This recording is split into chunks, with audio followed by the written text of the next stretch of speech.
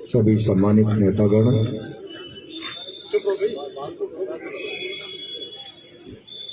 मेरे सामने उपस्थित कांग्रेस पार्टी के कार्यकर्ता बंधु और बहनें, आज कांग्रेस पार्टी के कुछ नौजवान कार्यकर्ताओं को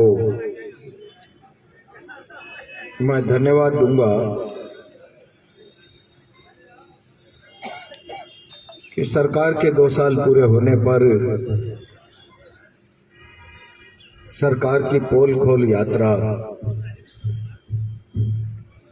विरोध के कार्यक्रम के रूप में यहां पर आयोजित की है।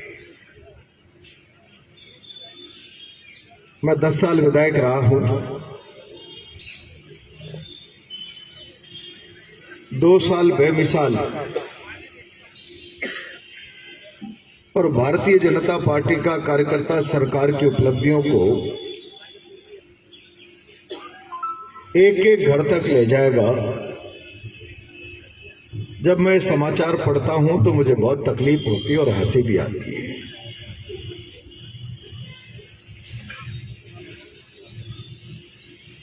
मैंने कई सरकारें देखी है और प्रजातंत्र की व्यवस्था है।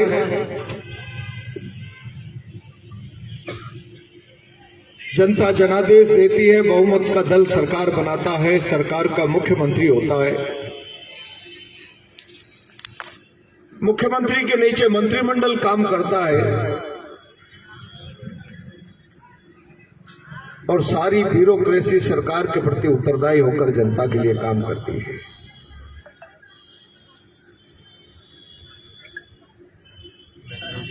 किस बात का 2 साल बेमिसाल ये भारतीय जनता पार्टी की सरकार और मुख्यमंत्री मना रहे, मैं आज तक नहीं समझ पाए। मैंने आजादी के 75 साल बाद कहीं पूरे देश के किसी प्रांत ऐसा दृश्य नहीं देखा कि एक मुख्यमंत्री और उसके नीचे मंत्रिमंडल होगा। अब व्यवस्था बदल गई। दिल्ली में गृह मंत्रालय में राजस्थान सेल करके एक डिपार्टमेंट होगा, वहां पर एक रिटायर्ड आईएएस अफसर बैठा होगा और राजस्थान का चीफ सेक्रेटरी सुबह शाम उसको रिपोर्ट करेगा और राजस्थान का मुख्यमंत्री चीफ सेक्रेटरी के अधीन काम करेगा। कभी नहीं देखा मैं। एक चीफ सेक्रेटरी होगा, उसके नीचे मुख्यमंत्री होगा, मुख्यमंत्री के नीचे का सिस्टम फिर परंपरागत। कई बार भारतीय जनता पार्टी के लोग कहते थे भजनलाल सरकार, तो मुझे हंसी आती। ब्यूरोक्रेसी के लोग दबी जुबान से कहते थे ये भजनलाल सरकार नहीं है, ये तो पंत सरकार। और जिस सरकार के मुखिया की लगाम सरकार की लगाम मुखिया के हाथ में ही नहीं, जिसकी लगाम ब्यूरोक्रेसी के हाथ, और उसका परिणाम यह हो कि सरकार की जिम्मेदारी राजस्थान की जनता के प्रति नहीं, सरकार की जवाबदेही राजस्थान की जनता के प्रति नहीं। बहुमत दल जब राजस्थान के जनमानस से किसी स्थापित नेता को मुख्यमंत्री बनता है तो स्वभाव से जनता के प्रति उत्तरदायित्व का भाव होता है। लेकिन जब कोई दिल्ली पर्ची निकालकर किसी को लॉटरी के रूप में मुख्यमंत्री बनाती है तो उसके उत्तरदायित्व की भावना दिल्ली के प्रति होगी, राजस्थान की जनता के प्रति नहीं होगी। राजस्थान के मुख्यमंत्री पिछले 2 सालों से केवल एक काम कर रहे हैं, दिल्ली नाराज नहीं तो मेरी कुर्सी सलामत, दिल्ली नाराज हो गई तो मेरी कुर्सी खतरे में आ जाए, दिल्ली प्रसन्न रहनी चाहिए, राजस्थान की जनता जाए बाहर में। और उसका परिणाम ये हुआ राजस्थान में आज चारों तरफ अराजकता। इस सरकार का वित्तीय प्रबंधन समाप्त हो गया है। 10 दिन पहले आपने अखबारों में समाचार पढ़ा, जोधपुर में विश्वविद्यालय के वाइस चांसलर के हाथ तोड़ दिया, पैर तोड़ दिया कर्मचारी, केवल इस बात के लिए कि जिन लोगों ने जिंदगी भर 60-60, 65 साल की सेवा विश्वविद्यालय में देने के बाद सेवानिवृत्त होकर घर जा रहे हैं, उनके पास पेंशन का पैसा नहीं है, उनकी पेंशन का रुपया नहीं मिल पाता। और कल तो अखबारों में छपा है कि पूरे राजस्थान के विश्वविद्यालयों की माली हालत यह है कि विश्वविद्यालय चलाने के लिए कर्जा लेकर काम करने की आवश्यकता पड़ रही है। जिस सरकार में शिक्षा जैसे संस्थानों को चलाने के लिए कर्जा लेकर काम चलाना पड़े, मैं समझता हूं इससे गिरी हुई बात इस सरकार के लिए कोई दूसरी नहीं हो सकती। कानून व्यवस्था नाम की कोई चीज नहीं है। सरकार का खजाना खाली है, विकास राजस्थान का ठप है। और अभी भाई विपिन और सारे लोग बोलने वाले कह रहे थे गुंडागिर्दी हो रही है। जब सरकार का चेहरा काला हो जाता है, सरकार कमजोर हो जाती है, तो अपने चेहरे पर नकाब डालने के लिए पुलिस की परत लेती है, कानून की आड़ लेती है, पुलिस की ठान लेती है। और वही हालात आज राजस्थान में। मैं हमेशा कहा करता हूं, प्रजातंत्र में सरकारें लोगों की जान माल व्यवसाय की सुरक्षा की गारंटी है। लोगों की जान माल व्यवसाय के लिए भय का कारण सरकारें नहीं होनी चाहिए। आज राजस्थान में क्या हालात है? राजस्थान का आम जनमानस सरकार से भयग्रस्त है। और मैं अगर कोटा का सवाल करूं, रोज किस प्रकार के किस्से कहानियां अभी लोगों ने भाषण करते हुए कहा कोचिंग उजड़ गई, या मीडिया के लोग बैठे हैं तभी जुबान से सारा शहर कहता है किसने मांगी आपकी एक कोचिंग से 50% की पार्टनरशिप, और उसका परिणाम ये हुआ कि उसे देश यहां से छोड़कर देश के दूसरे कोनों में जाना था। और इससे बड़ी गिरोह ये उर्दीधारी लोग यहाँ बैठे हैं, कोई मॉरल ही नहीं बचा है। मुझे कभी कभी लगता है तुम्हारा जमीर गिर गया तो इस उर्दी पे दाग मत लगाओ। एक ओएसडी के चेंबर में गुंडे बैठ रहे हैं एक साइड में पुलिस के इंस्पेक्टर डिप्टी बैठते हैं। गुंडे डिक्टेट करके प्लानिंग करते हैं, पीछे से मवालियों की तरह उन्हें ताकत देने के लिए पुलिस के लोग जाते हैं। जमीर मर गया हो तो उर्दी उतार दो, इस पे कालिक मत हो तो यार, इस पे कालिक।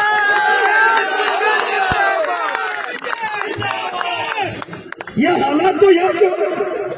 इससे बड़ी शर्म और जिल्लत की बात क्या हो सकती? गुंडे डिक्टेट करने लग जाते। और हालात क्या हो रहे कि गुमानपुरा में है बियर बार की दुकान जो अच्छी चलती थी, पुलिस के गुंडों ने जाकर बंद करा दी। नेताजी के यहाँ से निर्देश है कि बंद कर दो। 1 महीने तक बंद रहा। पैर पकड़ने के बाद कहा छोटे भाई को 50% की पार्टनर चाहिए, तब जाकर तुम्हारा बियर बार चलेगा। कभी कहते हैं तलवंडी के मेन रोड पे किसी रेस्टोरेंट को कहा है ये पार्किंग सड़क पर नहीं करने देंगे, बहुत ज्यादा चल रहा है। और इनडायरेक्ट में ये संदेश करा दिया गया 50% पार्टनरशिप चाहिए। क्या चाहिए? क्या आप इस शहर को लूटकर खाना चाहते हो? क्या आप इस शहर की व्यापारिक समृद्धि पर ग्रहण लगाना चाहते हो? क्या आप इस शहर के अपने खून पसीने की कमाई से व्यापार को समृद्ध करने वाले हर व्यक्ति का पेट काटना चाहते हो, उसमें अपना हिस्सा बांटना चाहते हो? क्या इसीलिए तुम्हें 3 बार विधायक और 3 बार सांसद बनाया कि ये उपलब्धि पाकर तुम इस शहर के लोगों की गरिमामयी कमाई में से आधा हिस्सा काट लो, उनका पेट काट लो, और कोई नहीं कटाए तो उर्दी के लोग इशारे का इंतजार करके बैठे हैं? मत पोतो रे कालिक, मत पोतो। तो मैंने विद्यार्थी जीवन में ऐसे सीआई उस 90 के दशक में देखे हैं कि कोई एसपी गलत काम कराने के लिए कह दे तो गलत काम की मना करते थे, और दबाव बनाए तो घुटने टेक कर नाक रगड़ने के बजाय बेल्ट खोलकर कहते थे एसपी साहब ये बेल्ट और टॉपी संभालिए, ये काम मुझसे नहीं हो सकता। क्या गिरावट आई है पुलिस के आचरण में? क्या चंद बेईमानी के टुकड़े मिल जाएंगे खैरात में? गलत काम करने से गिरावट मत आने दो समाज जीवन में। जब उर्दी धारण करते समय कलेक्टर साहब, मैं कई लोगों से कहना चाहता हूं, पूछ दबाकर एक थानेदार की हाजिरी में प्रमोटिकी में आईएएस आईपीएस खड़े रहे। अरे तुम संविधान की शपथ लेकर कुर्सी पर बैठे हो, नौकरी ज्वाइन की है, किसी नेता के नाम की शपथ लेकर, किसी सरकार के नाम की शपथ लेकर नहीं बैठे। नेता आएंगे जाएंगे चले जाएंगे, ये बेल्ट का नंबर खत्म नहीं होगा। इसको धारण करने वाला चला जाएगा तो दूसरा आकर इसको पहनेगा।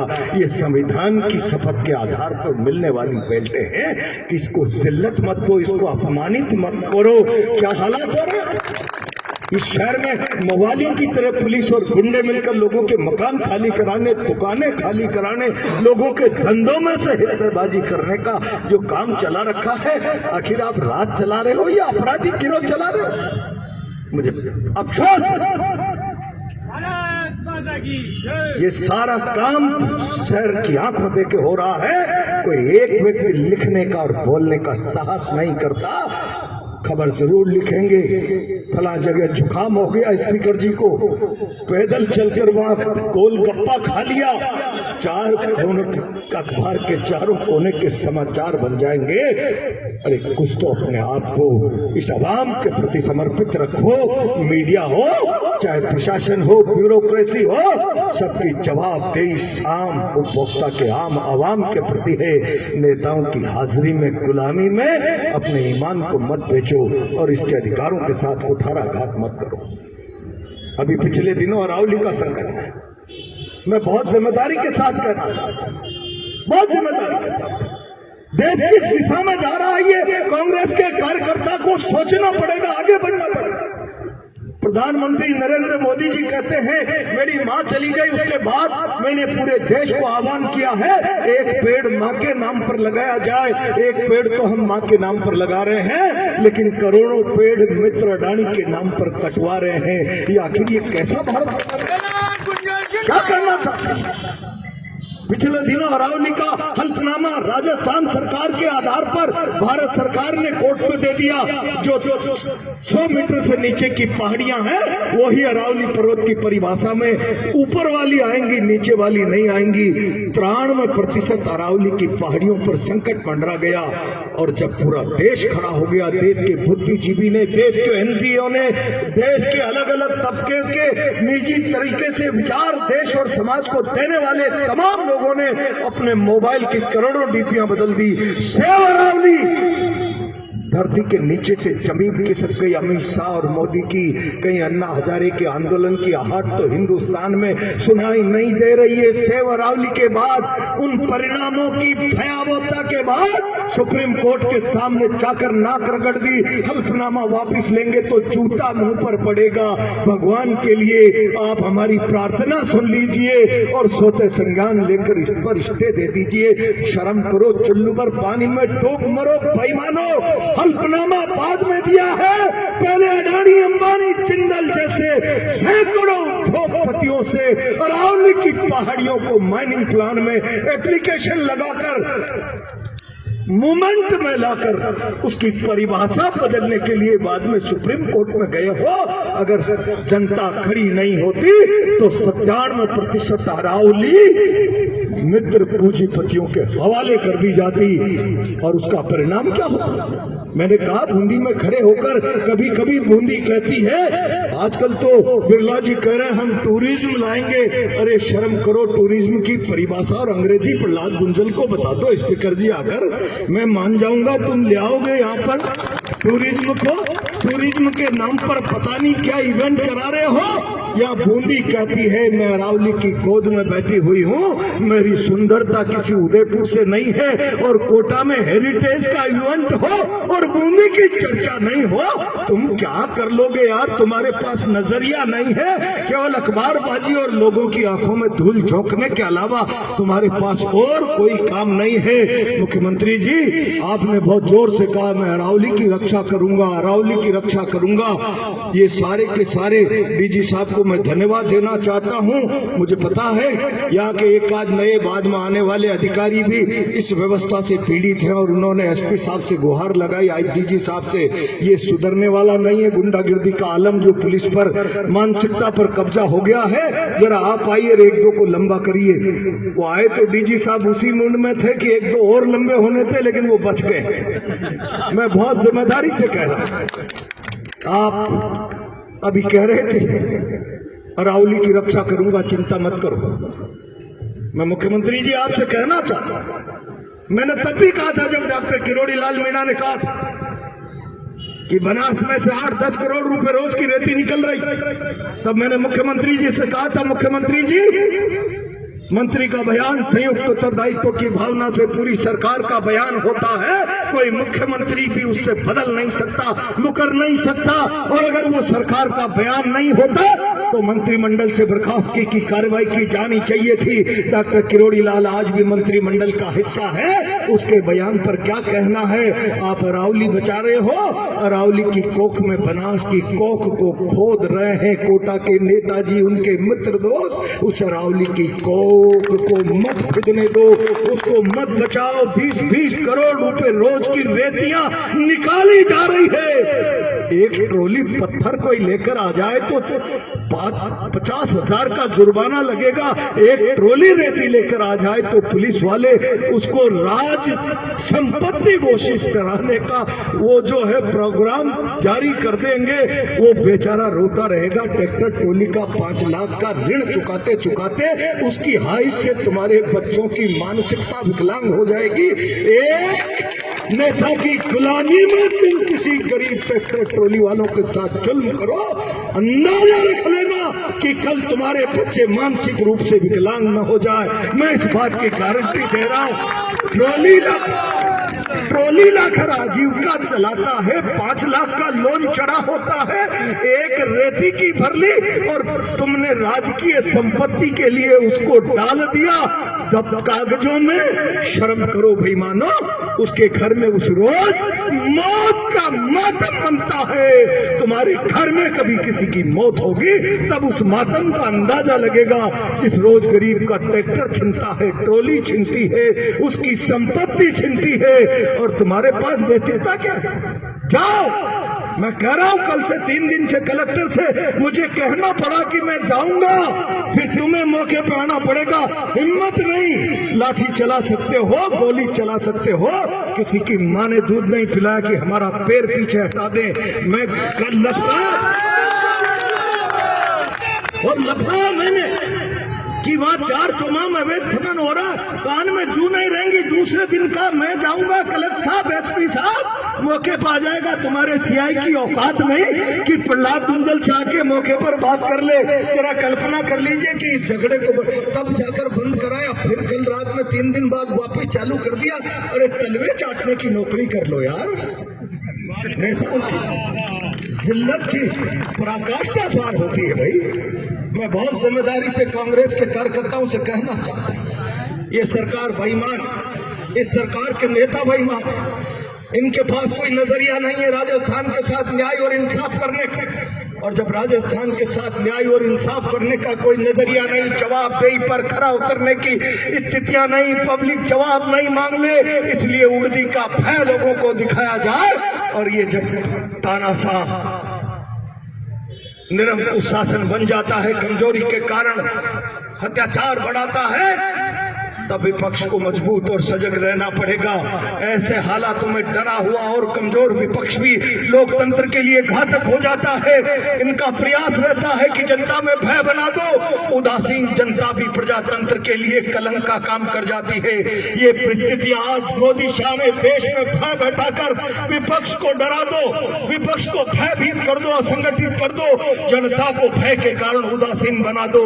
ऐसे हालातों में इस भारत के प्रजातंत्र को बचाने के लिए तुम चलाइए। 5 साल का मैंडेट दिया है, 5 साल बाद तुम्हारा जनाजा राजस्थान निकाल देगा, लेकिन 5 साल में तुम इस राज के काले कारनामों पर, नाकामियों पर पर्दा डालने के लिए जनता में भय का माहौल बनाना चाहते हो। कांग्रेस पार्टी और एक एक कार्यकर्ता इस भय का डट कर मुकाबला करे। इन कमजोरों में ताकत नहीं है, ये केवल अपनी कमजोरी को छुपाने के लिए उर्दी का आसरा ले रहे हैं। जो अपनी कमजोरी पर पर्दा डालने के लिए उर्दी की शरण में चले जाए, उर्दी की पर्दी बना दे, उर्दी का दीवार बना दे अपने संरक्षण के लिए, इन कायरों को उखाड़ कर फेंकने के लिए केवल हिम्मत और हौसले की जरूरत है।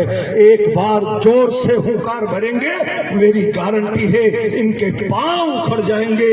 इस शहर में हालात विकट है, इज्जत से कोई व्यक्ति धंधा नहीं कर पा रहा, भयग्रस्त है, या मोबाली और पुलिस साथ साथ बैठकर जमीनों पर कब्जा करने का काम कर रहे हैं। और एक आध अफसरों का ईमान गिर सकता है, सारी उड़दी को मत बेचो यार, कलंकित मत करोगे।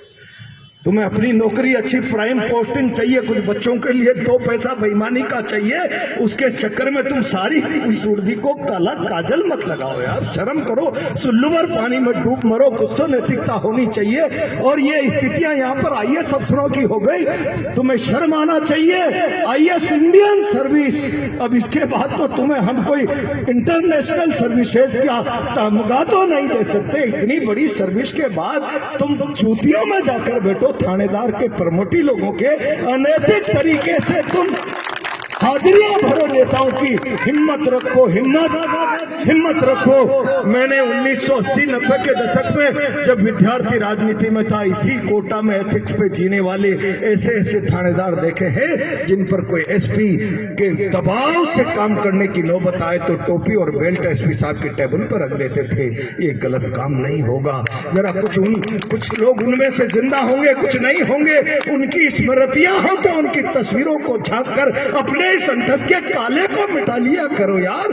सरकारी नौकर हो, किसी के गुलाम नहीं हो, मवाली नहीं हो, ये स्थितियां पैदा करो। और ये स्थितियां पैदा नहीं की तो इस शहर को सरागा जो नेताओं ने बना दिया, तुम भी जानवरों की तरह उसको चरने वालों में शुमार हो जाओगे, उसको लूटने वालों में शुमार हो जाओगे। कुछ तो अपनी इज्जत की परवाह करो। थोड़े थोड़े लोग सब मिलकर अपनी इज्जत की, अपनी नौकरी की, अपनी मर्यादा की परवाह करो। मैं आज इस अवसर पर कांग्रेस के लोगों से कहना चाहता हूं, सिस्टम कोलैप्स हो गया है, मुख्यमंत्री के हाथ में कुछ नहीं है, कोटा में गुंडागर्दी का राज है। अब छाती तान कर खड़े हो जाओ, बहुत हो गया है। 2 साल हमने इस सरकार को, इस गुंडागर्दी को सुधर जाओ ग्रेस पीरियड दे दिया। अब कोई गुंडागर्दी हुई तो जान की कीमत पर पब्लिक का अपमान बर्दाश्त करेंगे। ये संकल्प धारण करके कांग्रेस का कार्यकर्ता जाए, ये सरकार अपने आप पतन के रास्ते पर जा रही है। जरा गरजते रहो, बरसते रहो, हुंकार भरते रहो जनता के हक अधिकार के लिए। मेरा विश्वास है 2028 हो सकता है उससे पहले ही सरकार की विदाई का रास्ता बन जाए। बहुत बहुत धन्यवाद।